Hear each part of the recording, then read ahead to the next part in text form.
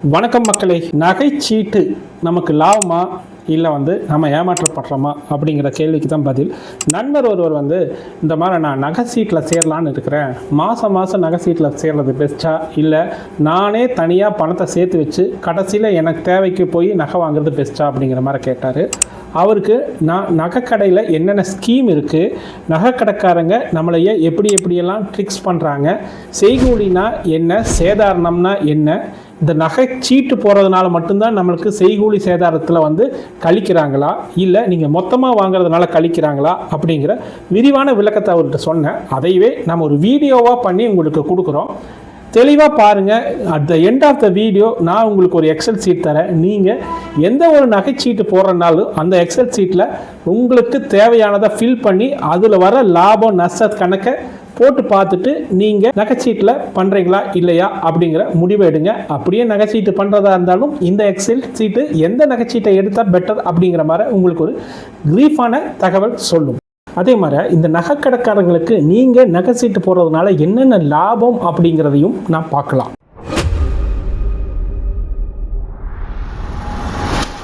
So இந்த நகை சீட்டெல்லாம் பார்த்தீங்க அப்படின்னா நார்மலாக 11 மாதம்தான் கணக்கு.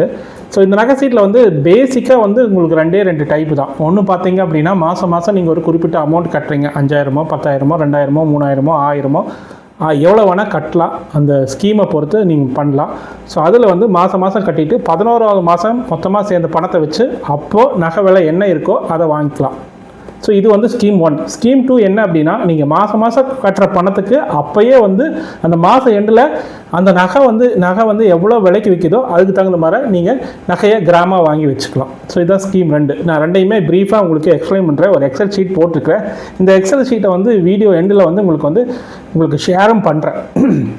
இப்போ பார்த்தீங்கன்னா ஸ்கீம் 1 நான் முதலே சொன்ன மாதிரி மாதம் பணம் கட்டுறோம். ஸோ ஜனவரி மாதம் 1000 கட்டுறோம், பிப்ரவரி மாதம் 1000 கட்டுறோம், மார்ச் மாதம் 1000 கட்டுறோம். ஸோ ஒரு மாதம் நம்ம 1000 கட்டும்போது உங்களுக்கு பார்த்தீங்க அப்படின்னா 1000 20,000 ஆகுது, 2வது மாதம், 3வது மாதம் 30,000 ஆகுது, 4வது மாதம் 40,000 ஆகுது. அதே மாதிரி பார்த்தீங்க அப்படின்னா 11வது மாதம் பார்த்தீங்க அப்படின்னா 1,10,000 ஆகுது. நான் இங்கே உங்களுக்கு ஒரு ரெஃபரன்ஸ்க்காக ஜனவரி பிப்ரவரின்னு கொடுத்துக்கல. ஏன்னா நார்மலாக எப்போ வேணால் நீங்கள் நகை சீட்டு ஆரம்பிச்சிக்கலாம் அப்படிங்கிற மாதிரி தான் நகைக்கடை எல்லாமே வச்சுருக்காங்க. ஜனவரியில் தான் ஆரம்பிக்கணும் அப்படிங்கிறதுலாம் கிடையாது. ஸோ இதனால் என்ன பார்த்தீங்க அப்படின்னா உங்களுக்கு அட் தி எண்ட் ஆஃப் 11வது மாதம் பார்த்தீங்க அப்படின்னா 1,10,000 கொடுத்துட்ருக்காங்க. ஸோ இதில் சில நகைக்கடைகள் முதல்ல கொடுத்துட்டு இருந்தாங்க. சில நகைக்கடைகள் போனஸாக உங்களுக்கு ஒரு மாதத்தோட அந்த நகைக்கடை சீட்டுக்கு பணம் கட்டுறதுக்கு இல்லை 10,000 அதை அவங்களுக்கு சேர்த்து 1,20,000 நீங்கள் நகை எடுத்துக்கலாம் அப்படிங்கிற மாதிரி சொல்லிட்டு இருந்தாங்க. இப்போ யாருமே அது எடுக்கிறதில்ல. இப்போ கொடுக்குறது எல்லாமே பார்த்தீங்க அப்படின்னா செய்கூலி சேதாரம் ஆப்ஷனாக கொடுக்குறாங்க. 18% வரையில் செய்கூலி சேதாரம் இருந்துச்சு அப்படின்னா நீங்கள் ரீக்ளைம் பண்ணிக்கலாம் அப்படிங்கிற ஒரு ஆப்ஷன் கொடுக்குறாங்க.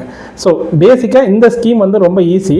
இந்த ஸ்கீம்லேயே நீங்கள் யோசிக்கலாம், நான் பேங்க்லேயே கொண்டு போட்டு வச்சுருக்கலாம், பேங்க்கில் போட்டு வச்சு நான் மறுபடியும் அந்த அமௌண்ட்டை எடுத்து கடைசியில் மந்த் இயர் ரெண்டில் அதை வாங்கிக்கலாம்ல அப்படிங்கிற மாதிரி யோசிக்கலாம். ஸோ பேங்க்கில் கொடுக்குற வட்டியுமே உங்களுக்கு ஷேர் பண்ணிக்கிறேன். ஃபஸ்ட்டு மாதம் 10,000 கட்டினீங்க அப்படின்னா அந்த 10,000க்கு வட்டி 7% இதில் நான் போட்டுருக்கிறேன், 7% இதில் போட்டிருக்கிறேன். நீங்கள் வேணால் நீங்கள் மெயின்டைன் பண்ணிக்கலாம். 7% ரேஷியோவில் நான் போட்டிருக்கிறேன். ஸோ 7% போட்டால் அப்படின்னா உங்களுக்கு என்ன வந்திருக்கு அப்படிங்கிறத பார்க்கலாம். 7% போட்டிங்க அப்படின்னா ஃபஸ்ட்டு 10,000க்கு 58 வருது, அடுத்து 20,000க்கு 117 வருது, 30,000க்கு 175. இப்படியே பார்த்தீங்க அப்படின்னா 11ஆவது மாதம் 1,10,000க்கு 641 வரும் அந்த 7% வட்டி அப்படிங்கிறது ஸோ அப்போ மொத்தமாக பார்த்தீங்க அப்படின்னா 3,850 ப்ளஸ் நீங்கள் அந்த ஒரு 10,000 கொடுத்துருந்தாங்க அப்படின்னா உங்களுக்கு இங்கே லாபம் இல்லை. அப்படின்னா நீங்கள் இது இந்த 3,850 உங்களுக்கு நீங்கள் தனியாக பேங்க்கில் மட்டும் போட்டு அந்த 1,10,000 கூட இந்த ஒரு 3,000 சேர்த்திங்கன்னா 1,13,850 எடுத்துகிட்டு போய் நீங்கள் நகை வாங்கிக்கலாம் அப்படிங்கிற மாதிரி ஒரு கான்செப்ட் இருக்குது. ஸோ இது ஸ்கீம் 1. நீங்கள் ஏன் பேங்க்குக்கு போகலாம், இல்லை நீங்களே சேர்த்து வச்சு பண்ணலாம், இல்லை நகைக்கடையிலே கொடுத்து பண்ணலாம். அந்த 18% செய்கூலி சேதாரம் பேசிக் இருக்குல்ல, அதனால் நீங்கள் நம்பி போகலாம் அப்படிங்கிற மாதிரி இருக்குது. ஸ்கீம் 2 பார்த்தீங்க அப்படின்னா இப்போ நீங்கள் மாதம் பணம் கட்டுறீங்களே, அந்த மாதம் பணம் கட்டுறதுக்கு அப்பப்போ கோல்டு ரேட்டுக்கு தகுந்த மாதிரி வாங்கி வச்சுக்கிறாங்க. நான் 2025 கோல்டு ரேட் எப்படி ஜனவரி பிப்ரவரி மாதத்தில் இருந்துச்சோ அதுக்கு தகுந்த மாதிரி நம்ம கட்டின அமௌண்ட்டுக்கு கிராம் வாங்குற மாதிரி வச்சுருக்கிறேன். இப்போ ஜனவரி மாதத்தில் 10,000 கட்டுறீங்க, அப்போயே வந்து நீங்களுக்கு வந்து கிராமோட விலை பார்த்தீங்க அப்படின்னா 8530 ரூபா இருக்குது. அப்போ நம்ம வந்து எவ்வளோ கிராம் வந்து வாங்குறோம் அப்படின்னா ஒரு 1.172 கிராம் வந்து நம்ம அக்கௌண்ட்டில் கிரெடிட் பண்ணி வச்சிருப்பாங்க. அப்போயே உங்களுக்கு கொடுக்க மாட்டாங்க. அது உங்கள் அக்கௌண்ட்டில் 1.172 கிராம் அப்படின்னு வச்சிருப்பாங்க. 10,000 வைக்கிறதுக்கு பதிலாக 1.172 கிராம் அப்படிங்கிற மாதிரி வச்சிருப்பாங்க இந்த ஸ்கீம் 2ல். ஸ்கீம் 1ல் பார்த்தீங்கன்னா 10,000 அப்படின்னு வச்சிருப்பாங்க. ஸ்கீம் 2ல் பார்த்தீங்க அப்படின்னா அதே வந்து பிப்ரவரி மாதத்தில் செகண்ட் மந்தில் பார்த்தீங்க அப்படின்னா 8,600 ரூபாய்க்கு விற்ற கிராம் வந்து உங்களுக்கு 1.163 கோல்டு வந்து நம்மளுக்கு வந்து வாங்கி கொடுத்துருக்கு. அப்போது மாதம் பார்த்தீங்க அப்படின்னா உங்களுக்கு கோல்டு வந்து இன்க்ரீஸ் ஆகிட்டே போகும். இப்போ பிப்ரவரி மாதத்தில் உங்கள் கையிருப்பு பார்த்தீங்க அப்படின்னா இந்த ரெண்டையும் சேர்த்திக்கலாம். 2.2 கிராம் இருக்கிற மாதிரி. அப்புறம் 3வது மாதம் சேர்த்திங்கன்னா 3 கிராம் இருக்கிற மாதிரி. 4வது மாதம் சேர்த்திங்கன்னா 4 கிராம் இருக்கிற மாதிரி. இப்படி வந்து மாதம் வந்து உங்களுக்கு கிராம் கணக்கில் வந்து உங்கள் கோல்டு இன்க்ரீஸ் ஆகிட்டு போகும். ஸ்கீம் 1ல் உங்களுக்கு வந்து பணம் இன்க்ரீஸ் ஆகிட்டு போகுது. இங்கே வந்து நம்ம கோல்டாக மாற்றி வச்சுக்கிறத. ஸோ இப்போ இது ஏன் பண்ணுறோம் அப்படின்னா இப்போ பார்த்தீங்க அப்படின்னா உங்களுக்கு ஜனவரி மாதத்தில் விலை கம்மியாக இருந்தது. அப்போ உங்களுக்கு வந்து கோல்டு அதிகமாக கிடைச்சது. இதே நீங்கள் வந்து நவம்பர் மாதத்தில் வாங்குற கோல்டு பாருங்கள் 13,200 ரூபாய்க்கு கிராம் போயிடுச்சு. அப்போ நம்மளால் வந்து 0.758 கிராம்ஸ் தான் வாங்க முடியும். இப்போ அதே விலைக்கு வந்து நம்ம வந்து 1.172 கிராமுக்கு வாங்கிட்டு இருந்தோம். ஸோ அப்போ வந்து இந்த மாதிரி பண்ணாலும் உங்களுக்கு லாபம் தான். இந்த ஸ்கீம் 1 ஸ்கீம் 2 வாங்குறது யோசிச்சு பண்ணுங்கள். ஸோ 2025 பார்த்தீங்க அப்படின்னா கிராஜுவலாக கோல்டு ரேட் இன்க்ரீஸ் ஆச்சு. இப்போ 2026 பார்த்தீங்க அப்படின்னா ஒரு மாதம் ஏறுது, ஒரு மாதம் குறையுது, ஒரு மாதம் ஏறுது குறையுது. இது நார்மலாக பார்த்தீங்க அப்படின்னா ஸ்டாக் மார்க்கெட்டில் மியூச்சுவல் ஃபண்டில் எஸ்ஐபி போடுறோம் அப்படின்னு சொல்கிறோம்ல, அது மாதிரி தான் இதுவுமே. நீங்கள் அப்பப்போ போடுறது வந்து அந்த அமௌண்ட்டுக்கு தகுந்த மாதிரி உங்களுக்கு வந்து அந்த கிராம் வந்து உங்களுக்கு கிரெடிட் ஆயிரும். ஓகேவா? ஸோ இது வந்து உங்களுக்கு ஆல்மோஸ்ட் புரிஞ்சிருக்கு அப்படின்னா இப்போ இந்த ஸ்கீம் 1ல் எவ்வளோ லாபம் வரும், ஸ்கீம் 2ல் லாபம் வருமா அப்படிங்கிறத வந்து இப்போது ஸ்கீம் 1ல் லாபம் வருமா, ஸ்கீம் 2ல் நம்மளுக்கு லாபம் வருமா அப்படிங்கிறது பார்த்திங்க அப்படின்னா பியூர்லி டிபெண்ட்ஸ் அப்பான் அந்த கோல்டு ரேட் ஃப்ளக்சுவேஷன் இருக்குல்ல, அதை பொறுத்து தான். இப்போ 2025 என்ன நடந்தது அப்படிங்கிறத பார்க்கலாம். ஸோ இது பேசிக்காக ஒரு எக்ஸாம்பிள் தான். ஸோ இதே தான் அடுத்த வருஷமும் நடக்கும், அதுக்கு அடுத்த வருஷமும் நடக்கணும்லாம் கிடையாது. டிபெண்ட்ஸ் அப்பான் தி சிச்சுவேஷன் அப்படின்னு தான் சொல்லுவோம். இதுக்கு வந்து நம்ம ஒரு பில் ரெசிப்ட் போடுறோம். ஸ்கீம் 1க்கு தனியாக பில் ரெசிப்ட் போடுறோம், பில் 2க்கு தனியாக பில் ரெசிப்ட் போடுறோம் அப்படின்னு வச்சுக்கோங்க. ஸோ ஸ்கீம் 1க்கு பார்த்தீங்க அப்படின்னா நம்ம 10,000 கட்டியிருக்கோம். 1,10,000 ரூபா வந்து 11வது மாதம் எண்டில் வந்திருக்கு. ஸோ அதுக்கு ஸ்கீம் ரெசிப்ட் போட்டிங்க அப்படின்னா இப்போ நான் வந்து எக்ஸாம்பிள் நான் ஒரு கோல்டு காயின் வாங்க போகிறேன், கோல்டு செயின் வாங்க போகிறேன். அது வந்து 20 கிராம், சரிங்களா? 20 கிராம் கோல்டு செயினை வந்து நான் வாங்க போகிறேன்.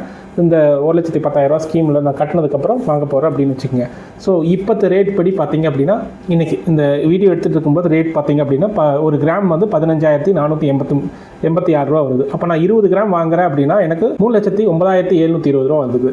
ஸோ இதில் வந்து நான் வந்து இந்த வேஸ்டேஜ் சொல்கிறோம்ல, தமிழில் சொல்ல போகிறோம் அப்படின்னா செய்கூலி சேதாரம் சொல்கிறோம்ல, அது 18% சேர்ந்துக்குங்க. அதுக்கு சேர்ந்தால் ஒரு 55,000 சேர்ந்துக்குது.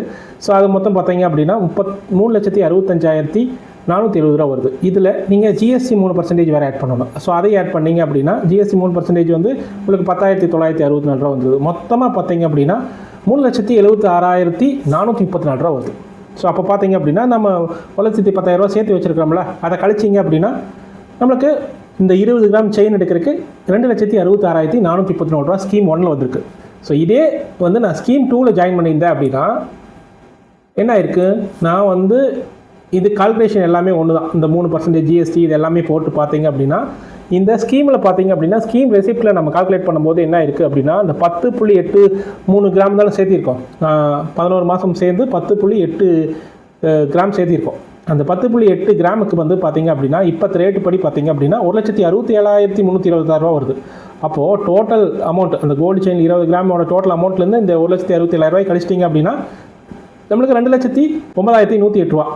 கோல்டு சீட்டில் இது மட்டும் நம்ம கொடுக்க மாட்டாங்க. அவங்க வந்து உங்களுக்கு 18% உள்ளே இருந்துச்சு அப்படின்னா 18% செய்கூலி சேதாரம் இருந்துச்சு அப்படின்னா உங்களுக்கு அதை வந்து நில் பண்ணி தரோம் அப்படிங்கிற மாதிரி சொல்லுவாங்க. ஸோ அப்படி பார்த்தோம் அப்படின்னா 18% கீழே தான் இருக்குன்னு வச்சுக்கோங்க. எக்ஸாம்பிள் இது ஒரு 15% தான் இருக்குது, செய்கூலி சேதாரம் வந்து 15% தான்னா அப்போது செய்கூலி சேதாரத்தை நீங்கள் கால்குலேட் பண்ணி பாருங்கள். அது ஒரு 46,458 ரூபா வந்துருக்கு.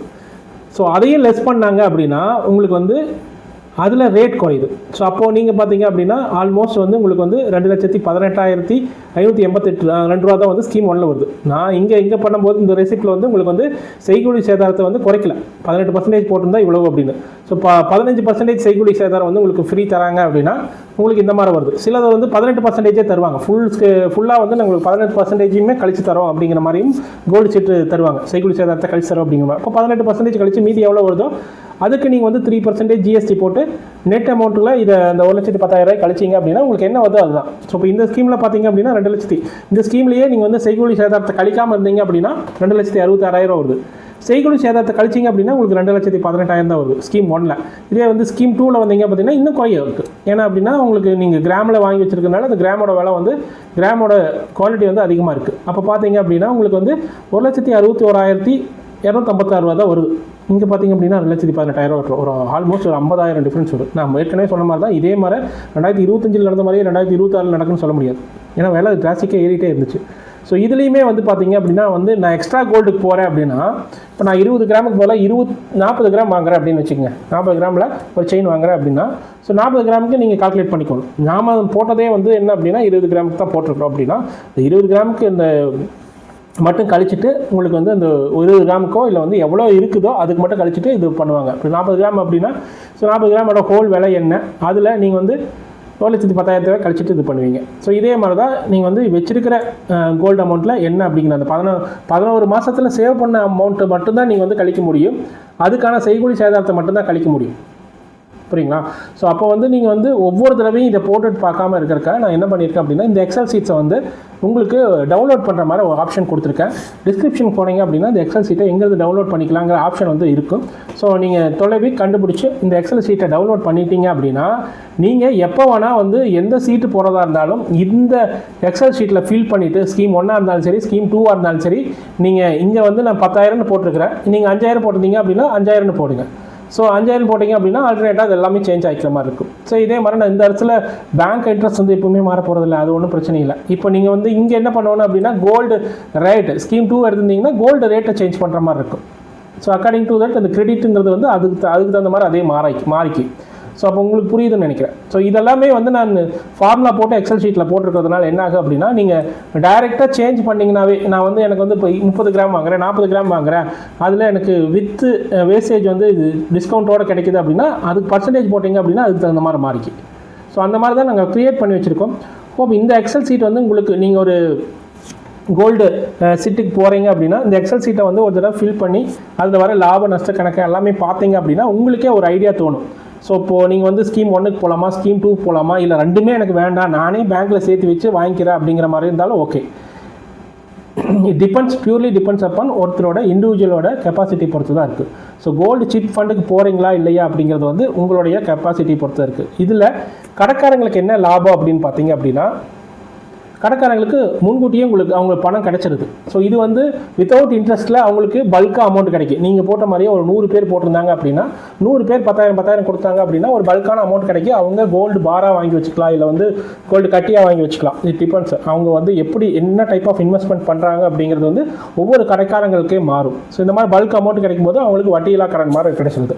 ஸோ அடுத்தது என்ன அப்படின்னா அவங்களுக்கு வந்து உங்களுக்கு கஸ்டமரை வந்து பிடிச்சி வச்சுக்கிறாங்க. நீங்கள் இங்கே கோல்டு சீட் போட்டிருக்கீங்க அப்படின்னா கண்டிப்பாக நீங்கள் அங்கே தான் கோல்டு வாங்க போகிறீங்க. ஸோ இப்போ அவங்களுக்கு கஸ்டமர் பேஸ் வந்து இன்க்ரீஸ் ஆகிடுச்சு. இப்போ அவங்களுக்கு அதுக்காக என்ன பண்ணலாம் அப்படின்னா அவங்களுக்கு இந்த செய்கூலி சேதாரம் எல்லாம் கொஞ்சம் குறைச்சி கொடுப்பாங்க. ஸோ அதனால வந்து அவங்க கஸ்டமர் பேஸை வந்து தக்க வச்சுக்கிறாங்க. இந்த மாதிரி ஒரு 1000 ஃபேமிலி கிடைக்குது அப்படின்னா 1000 கஸ்டமர் வந்து அவங்க கடையில் வாங்குற மாதிரி. ஸோ அப்போ அவங்களுடைய சேல்ஸ் ரேட்டும் இன்க்ரீஸ் ஆகிறதுக்கான வாய்ப்புகள் அதிகமாக இருக்குது. ஸோ அப்போது நீங்கள் இன்னொன்று என்ன அப்படின்னா நீங்கள் கோல்டு சிட் ஃபண்ட் போட்டிங்க அப்படின்னா நீங்கள் அந்த அமௌண்ட்டை மட்டும் வாங்க மாட்டீங்க, இன்னும் கொஞ்சம் சேர்த்து கோல்டு வாங்குறதுக்கான இன்ட்யூஷனை வந்து ஷாப்கீப்பர்ஸ் வந்து க்ரியேட் பண்ணுவாங்க.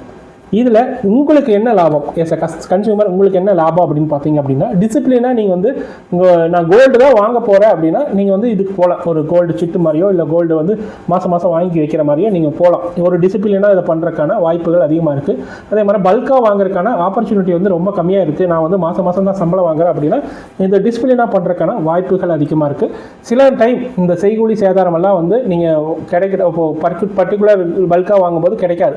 ஆனால் நீங்கள் பல்காக பர்ச்சேஸ் பண்ணும்போது இந்த மாதிரியே செய்கூலி சேதாரம் இல்லாமலையும் தரக்கான கடைகள் வந்து இருக்குன்ற சில பிராண்ட்ஸ் எல்லாம் பார்த்தீங்க அப்படின்னா இந்த செய்கூலி சேதாரம் இல்லாமலேயே தரக்கும் ரெடியாக இருப்பாங்க பல்காக வாங்கும்போது.